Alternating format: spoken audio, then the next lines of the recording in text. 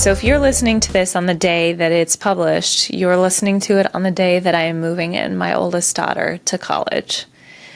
And so I thought it would be fitting. I actually don't talk a lot about motherhood on here, which is interesting. But being a mother has been one of the biggest, absolute biggest blessings in my life, and has also been one of the greatest teachers in my life. And so I wanted to take today to offer you 10 of the lessons that parenthood has taught me. And I would say some of them are also, if I could do it again, if I could do it again. While I don't live in regret, because I think that all of life is gifted to us to learn from, there are some moments and some things that if I could do it again, I would probably do it a little differently, knowing what I know now. Okay, 10 lessons that parenthood has brought to me. Dedicated to my oldest, Tatum, who, fun side story, when she was really little, she was kind of a late talker because we just read her mind and did everything for her. But when she was really little, she couldn't say her own name. She couldn't say Tatum. It was too difficult. So she would say Tina. And she always, instead of just saying Tina wants blah, blah, blah, she would say, I, Tina. I, Tina, I'm tired. I, Tina. So that's my nickname for her. That's a little bit of an aside. My Tina. So this episode is dedicated to Tina. Okay, number 1 lesson. Can you guys tell I'm doing such a good job, first of all, by not crying yet? Number 1, they're mirrors. As everything in life is a mirror for our triggers, for our pains, even for our joys, what we see in other people that we wish we had but don't, that's an indicator of what we want in ourselves. But when it comes to children, that was the first time in my life that I was really faced with my lack of patience, because having a child really tests your ability to be present and patient like nothing else in my life has, especially when your first is quietly strong-willed and not talking early on. And so my patience was really tested, but I didn't see that in myself until I became a mom. I just didn't see that. So that's thing number 1, is that it shows you all of your opportunities to grow, and that feels like a really prominent theme, at least for me, on the early years of parenthood, that eventually shifted into also showing some of my greatest strengths as a mother. But number 1, they're mirrors. They're going to show you stuff, aren't they? If we're willing to see our own stuff. It is a different experience to look at them and go, I wish you would be more blah, blah, blah, so that I could be more patient. If we hold the mirror up to us and go, ooh, I'm impatient, let me own that first. That is what a trigger is. A teacher. A trigger is a teacher. And taking radical responsibility for our own part of it, cleaning up our own side of the street. Early on, I tried to control her behavior so that I would feel less impatient. But what I began to understand leads me into my second point, is that as I worked on being a person who is more patient and present, she changed. Number 2 is that we set the tone. And a lot of these parenthood things apply directly to leadership. And I don't mean leadership by positionship. I mean leadership by influence, leadership by stewardship. So we set the tone. If I noticed that when I had great energy and I showed up that way around my kids, and it's still true to this day, it's hard for them to stay in a state that is vibrating at a lower place. I set the tone. I bring that into the room as a parent. That is a part of my responsibility. It doesn't mean that I have to be Pollyanna all the time. It doesn't mean that I have to be fake. That is also part of setting the tone. Being able to communicate clearly when you're feeling a way that is whatever, feeling frustrated or sad or a little emotional or irritable or whatever it is, finding ways to communicate that, but understanding that our energy is everything, and that we have the ability and the responsibility to shift that. And I have podcast episodes all about that for you. You can go check them out if you want. So we set the tone, we lead the way. Again, it's really tempting, and I've done this in adult relationships. It's essentially codependence. If I think that by me fixing you is going to make me happier, I'm avoiding the reality that there's something in me that needs healing first. If I ever think, well, if I could just get her to be more happy as a kid, then I could be more happy. If I could just get him to do X, Y, Z, then I could be happy. That's just bypassing my own inner work. So if you're feeling that, remember, here's some toughish love for you, that like it's our responsibility to focus on us first and change our energy, heal what needs to be healed so that we can set the tone in a way that we want to set it. Number 3, boundaries. The need to set boundaries, in my opinion, and which boundaries we set changes over the time. But boundaries are for safety until they become a cage. And that's big to me. And when they become a cage, that's when we experience resistance. And I will just say this. This is like a little bit of a soapbox. I can feel it coming on in me right now. Ever since my kids were little, so I have 3 daughters, they're 18, 16, and 13. And ever since they were really little, us now, and maybe it's because I'm not holding space for this anymore, but I would get comments like, oh, do you have kids? Yep, I have 3 daughters. And it was like, oh God, good luck. Like, it was just this overwhelming response of like, good fucking luck. And I'm going to tell you what, don't ever say that to me because what is that saying? What are you saying by saying that? What are you really saying? Girls are what? Fill in the blank. And it's hard because why? So I'm just going to say like, that's a mirror for you if you're struggling with that. That's thing A. Thing B is that I just never adopted that mentality. I just never have mothered them from a place of fear or terror. And I think part of it was choosing this and part of it was believing this. And some days were different than others. And I still feel this way. But like, their younger years were really hard. Honestly, the hardest years of my life in some ways. But like, they are such a blessing and they are so uniquely beautiful and they are beautiful young women. And I don't say that in defense of them or in defense of my motherhood, mothering. I say that to say what we expect is really important. If I expect them to be teenage terrors and I make decisions that way and I project that energy on them, what do you think's going to happen? If I expect them to fight me on everything and I hold my ground firmly and set boundaries because they need boundaries, like, do you think there's going to be more resistance there? Probably. To be honest, I haven't gotten that with them. And I've got one that I'm moving into college and she's an amazing woman.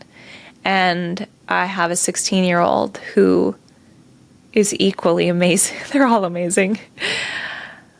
We have really real conversations and we are really humans and we have really real relationships. But they're far from good luck girls.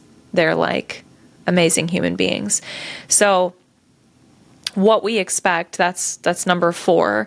What we expect also informs what becomes reality. So check your expectations. Check the words you're speaking. Check the framework that you're setting around it. I have no doubt that it impacts how you show up because it impacts how you feel internally. If I'm operating from a place of like, oh God, this is going to be horrible, I'm constricted internally and I'm showing up differently. So check that out. And back to just close the loop on the boundaries thing. They need boundaries for safety, but really my grandmother said this once. She said, say yes as much as you can because when you need to say no, you need to make it count. And that really stuck with me. Like, can I get my septum pierced, Mom? Yes.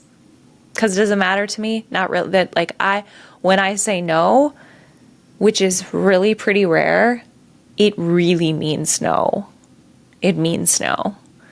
So I say yes as much as I can. And I also want them to understand that they have autonomy. We want to teach them autonomy and empowerment. Then I want them to understand that the decisions that they make are the ones that they make, for better or worse. And so if I don't need to set a boundary there, then I'm going to let them set the boundary and have a really clear conversation with them, asking them, have they thought through the consequences? Are they willing to live with it? What does that look like, feel like? So I'm going to help guide them through that. But I don't need to impose a boundary on the life that they're choosing to live. There's all kinds of caveats. There's books and books and books on this topic. So I'm not, and I'm also not a psychologist. I'm just giving you my experience. Okay, there's my disclaimer. Number 5. Love is endless. These are in no particular order, by the way. I feel like that's number 1, but whatever. On my list, it's number 5. You hear parents talk about like the moment they were born, they fell in love. The moment your child is born, you just instantly in love. And that is absolutely true. And I love my children wildly. I feel it so deep. But I had this really like poignant experience. It was probably 4 or 5 years ago.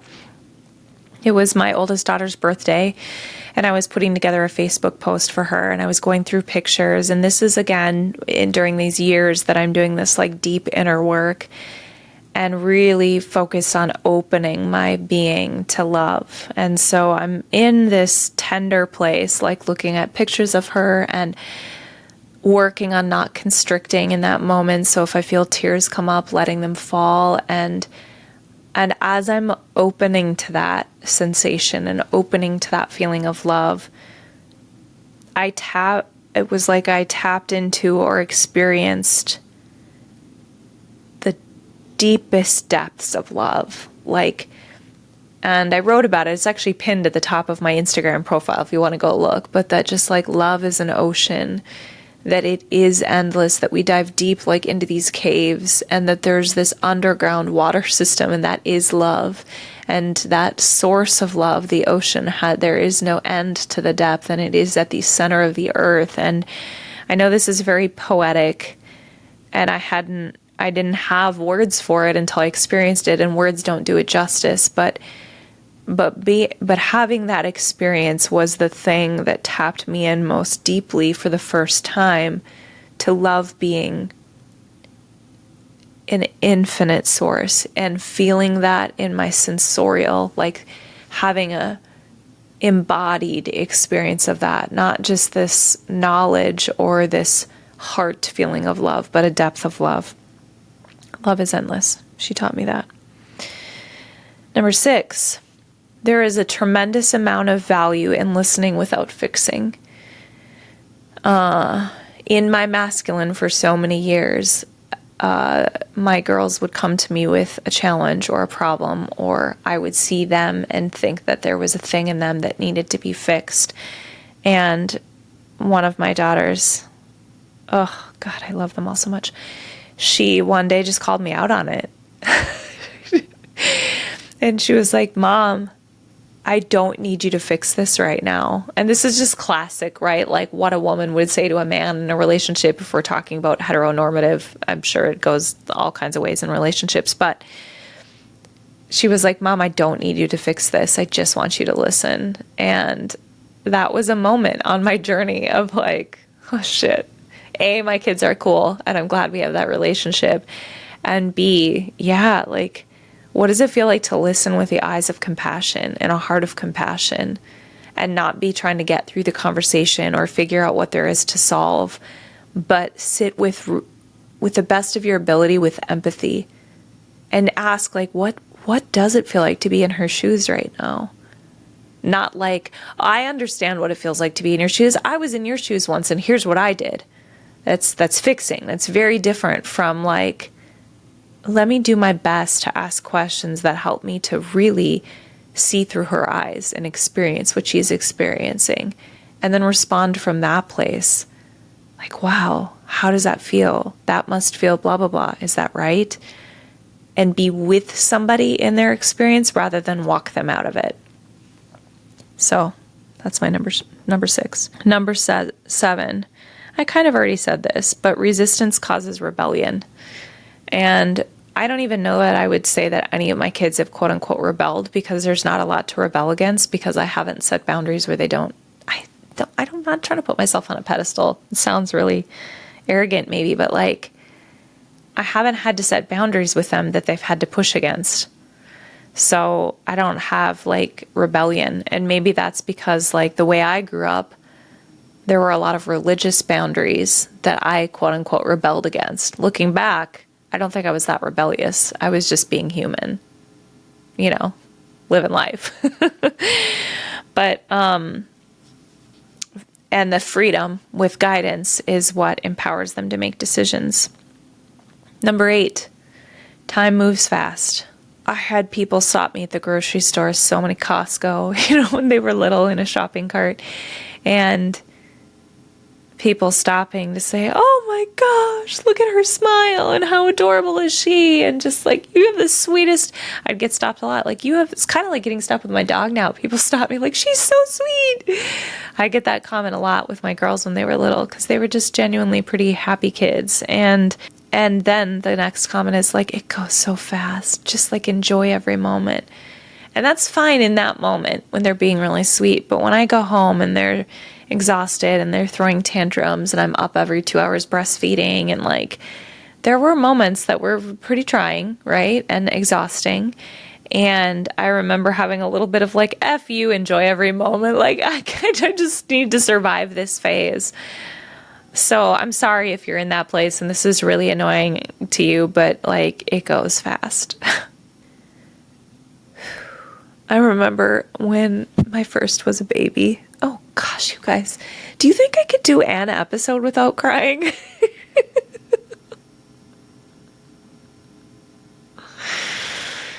I remember when my oldest was a baby and I was rocking her at night. I was having a really hard time nursing. Apparently it's harder for redheads, for what it's worth. If you're redheaded and you're hearing this, I love you. I'm here for you. It was really challenging and quite painful. And I remember just like wanting to just like get through the night and then get through the week and then get through the month. And I kept looking to the next thing ahead. And if I got to do it again, man, I would savor those moments.